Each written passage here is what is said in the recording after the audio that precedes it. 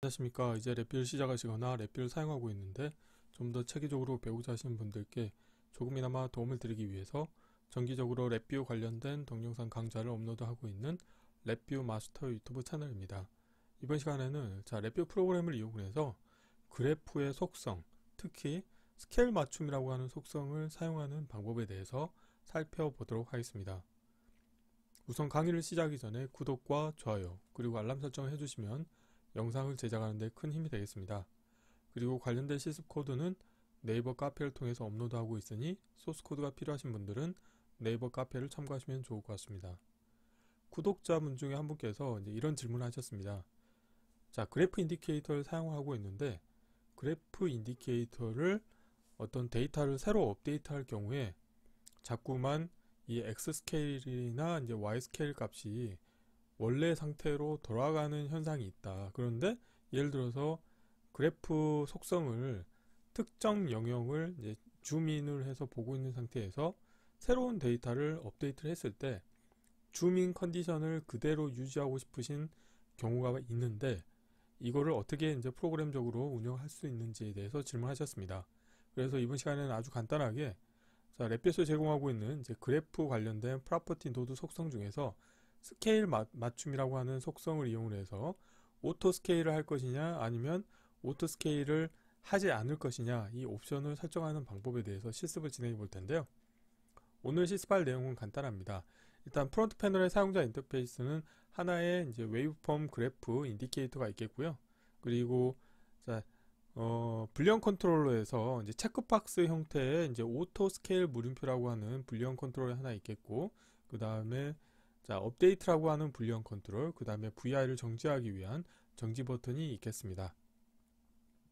블록 다이그램 코드를 보시게 되면은 하나의 화일 루프 안에 이벤트 구조가 들어있는 일반 디자인 패턴이 되겠고요. 그래서 코드를 보시게 되면은 이벤트 핸들링을 세 가지를 하는 겁니다. 그래서 우선 첫 번째로는 이 업데이트라고 하는 불리언 컨트롤 값을 클릭을 했을 경우에는 다음과 같이 포르플을 이용을 해서 여기에서는 그 1차원별 데이터의 원소의 개수를 100개로 하드코딩을 해놨는데요. 그래서 어찌됐건 원소 개수가 100개인 0에서 1 사이의 랜덤 데이터를 원소로 갖고 있는 1차원별 데이터가 생성이 되고 그 데이터를 이 웨이브폼 그래프 인디케이터에 업데이트를 해주는 동작을 수행을 합니다.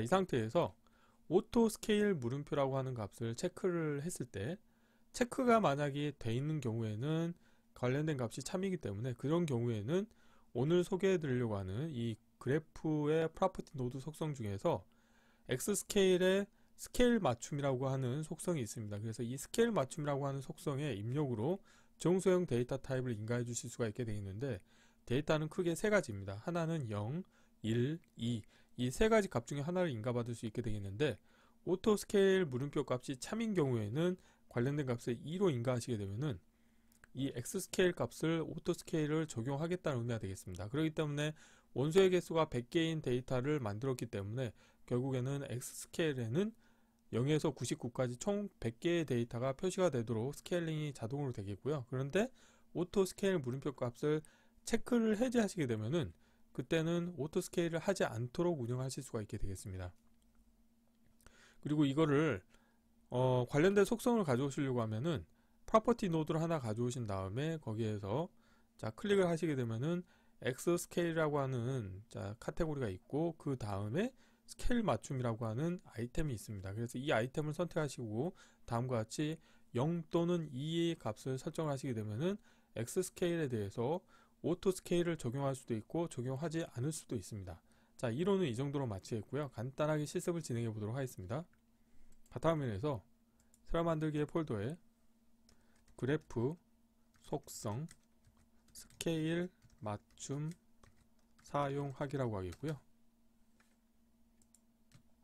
경로를 복사하신 다음에 새 VI에서 Ctrl S를 누르시겠고요. 경로를 붙여 넣으시고 테스트할 VI 이름도 동일하게 하겠습니다. 우선 프론트 패널의 사용자 인터페이스를 먼저 꾸며보도록 하겠습니다. 컨트롤 팔레트에서요. 우선 첫 번째로는 실버에서 그래프에서 웨이브폼 그래프를 하나 가져오도록 하겠습니다. 그래서 가로 방향으로 살짝 키워주도록 하겠고요. 라벨은 그냥 그래프라고 하겠습니다. 다음으로는 자, 불리언 컨트롤을 두 개 가져오도록 하겠습니다. 우선 첫 번째로는 빈 버튼 하나 가져오시겠고요. 다음으로는 정지 버튼을 가져오도록 하겠습니다. 자, 두 개를 선택하신 다음에 마우스 오른쪽 클릭하시겠고요. 라벨 보이지 않도록 하겠습니다. 자, 빈 버튼에 대해서는 자, 프로퍼티에서 업데이트라고 하겠습니다. 영어로 자, 업데이트라고 하겠고요. 오프 텍스트는 한글로 업데이트라고 표시하겠습니다. 다음으로는 불리언 컨트롤 하나 더 만들 텐데, 이번에는 시스템에 가보시게 되면은 불리언 카테고리에서 이렇게 시스템 체크박스 형태의 불리언 컨트롤이 있습니다. 그래서 하나 불러오시겠고요. 여기에서 자, 프로퍼티에서 라벨은 보이지 않도록 하겠고요. 그런데 자, 라벨은 오토 스케일 물음표라고 하겠고요. 자, 마찬가지로 오프 텍스트도 자, 오토 스케일 물음표라고 하겠습니다. 자, 이렇게 하시게 되면은 자, 프론트 패널의 사용자 인터페이스는 다 완성이 됐고요. 블록 다이그램 코드를 구현을 해보도록 하겠습니다. 우선 컨트롤과 인디케이터는 왼쪽으로 다 배치를 하도록 하겠고요. 자, 구조에서 화일 루프를 하나 불러오시겠습니다. 그리고 자, 화일 루프 안에 이벤트 구조를 하나 추가하도록 하겠고요. 자, 여기에서 이벤트 케이스를 추가하신 다음에 우선 정지 버튼에 대한 이벤트를 자, 처리하도록 하겠습니다. 정지 버튼의 값이 변경이 됐을 때 새 값을 자, 화일 루프의 정지 조건에 연결시켜 주시면 되겠고요. 연결되지 않는 입력 터미널에 값을 연결시켜 주도록 하겠습니다. 자, 이 상태에서 우선 첫 번째로는 업데이트라고 하는 불리언 컨트롤 값이 변경이 됐을 때 그때 이벤트를 처리하도록 할 텐데요. 자, 업데이트 버튼을 클릭하시게 되면은 자, 원소의 개수가 100개인 1차원별 데이터를 만들어서 이 웨이브폼 그래프 인디케이터에 업데이트를 해줄 겁니다. 그래서 포루프를 이용을 해서 자, 포루프에서 루프 카운트 값을 제가 100으로 설정하겠고요. 그 다음에 숫자형 카테고리에 가보시게 되면은 자, 난수라고 하는 함수가 있습니다. 그래서 난수라고 하는 함수를 불러오셔가지고 0에서 1 사이에 랜덤 데이터를 만들겠고요. 관련된 값을 출력으로 내보내면 오토 인덱싱 기능이 활성화가 돼서 1차원별 데이터가 나옵니다. 그거를 그래프 인디케이터에 업데이트를 해주도록 하겠고요. 자, 그리고 VI가 자, 실행이 될 때 항상 초기화를 해주셔야 됩니다. 그래서 이 그래프에 대해서 생성의 자, 프로퍼티 노드의 값을 하나 불러오신 다음에 자, 쓰기로 변경하시겠고요. 자, 상수를 하나 만들면은 디폴트로는 이제 빈 배열이 생성이 되어 있고, 다음으로는 자, 이벤트 케이스 추가하신 다음에 오토 스케일 물음표 값이 변경이 됐을 때 이벤트를 처리하도록 하겠습니다. 자, 그래서 여기에서 새 값을 선택하시겠고요.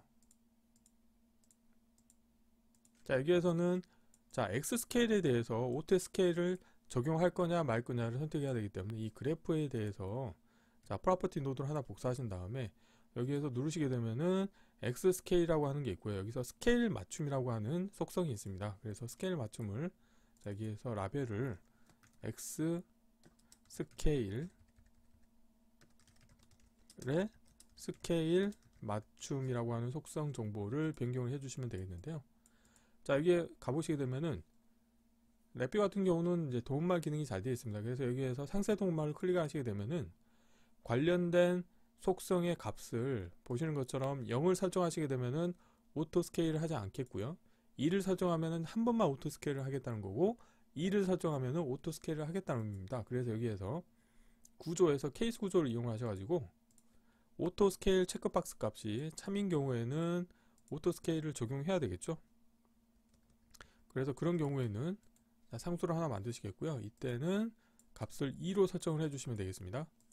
그리고 만약에 관련된 값이 거짓인 경우에는 0으로 설정을 해서 오토 스케일을 하지 않도록 운영하시면 되겠습니다. 그리고 VI가 실행이 될 때는 이 오토 스케일 물음표에 대한 체크박스는 디폴트로는 체크를 하지 않도록 하겠습니다. 그래서 값을 하나 불러오신 다음에 자, 여기에서 쓰기로 변경하시겠고요. 여기에서 값을 상수를 하나 만드는데 거짓으로 설정하도록 하겠습니다. 자, 이렇게 하시게 되면 코드가 다 완성이 됐고요. 실제 동작을 확인해 보도록 하겠습니다. 자, 프론트 패널에서 우선 자, 그래프 인디케이터에서 마우스 오른쪽 클릭하신 다음에 보이는 아이템에서 그래프 자, 팔레트를 불러오시게 되면은 왼쪽 하단에 다음과 같은 아이콘이 생기는데요. 여기에서 보면은 누르시게 되면은 뭐 X 스케일 방향으로 줌인도 하실 수가 있고, 뭐 Y 스케일 방향으로도 줌인도 할 수가 있고, 이런 속성이 있습니다. 자, 이 상태에서 한번 실행을 해볼게요. 실행을 하신 다음에 우선 첫 번째로는 업데이트 버튼을 클릭하시게 되면은 데이터가 업데이트가 되어 있는데, 여기에서 지금 보면은 X 스케일을 보시게 되면은 디폴트로는 X 오토 스케일이 체크가 되어 있습니다. 그래서 이걸 체크를 해제하시겠고요.